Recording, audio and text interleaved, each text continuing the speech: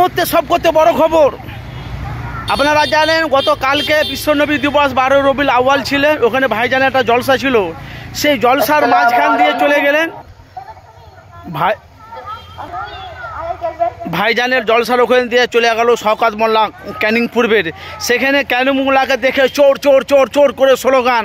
তখনই শওকত মোল্লা গাড়িটাকে দাঁড় করিয়ে দিল, দিয়ে বলছে কী হয়েছে।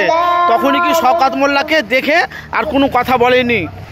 তারপরে শওকত মোল্লা ওনার একটা প্রতিবাদ সভা ছিল, ওখানে বললে আমি গতকালকে আমি জলসায় গিয়েছিলাম, আব্বাস সিদ্দিকীর ওখানে একটা জলসা ছিল, সেখান থেকে গিয়েছি, আমাকে দেখে চোর চোর চোর চোর করছে। সেই নিয়ে শওকত মোল্লা বিস্ফোরক। তারপরে দেখতে পাইছি যে ভাঙড়ের মানুষেরা শওকতকে যে নিয়ে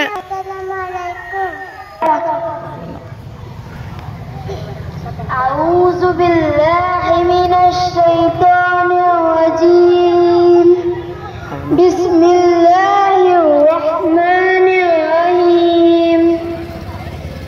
আর-রহমান আল্লামাল কুরআন, খালাকাল ইনসানা আল্লামাহুল বায়ান।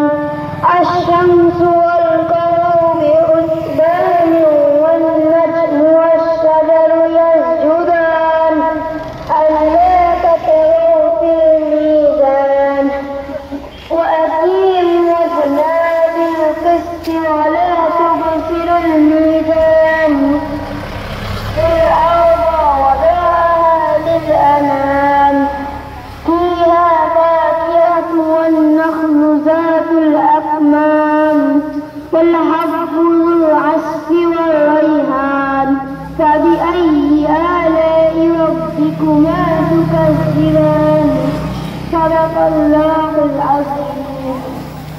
শওকত মোল্লা বলছে আব্বাস সিদ্দিকী জনসভাতে যে আমাকে চোর চোর যে স্লোগান করেছে সব হলে হারামজাদা নওশাদের জন্য।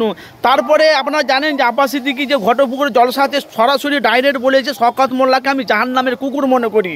তো ভাই সামনে বিধানসভা ভোট, রাজনীতি ময়দানে আব্বাস সিদ্দিকী ভাইজান নামছে আইএসএফের প্রার্থী। আপনারা অবশ্যই আপনাদের মূল্যবান মতামত জানাবেন। এদিকে ভাইজান বলা বলি কথা, এদিকে আব্বাস সিদ্দিকী উনাকে কুকুর মনে করেছে জাহান্নামকে, আর তার সাথে সাথে এদিকে শওকত মোল্লা নওশাদকে হারামজাদা বলেছে।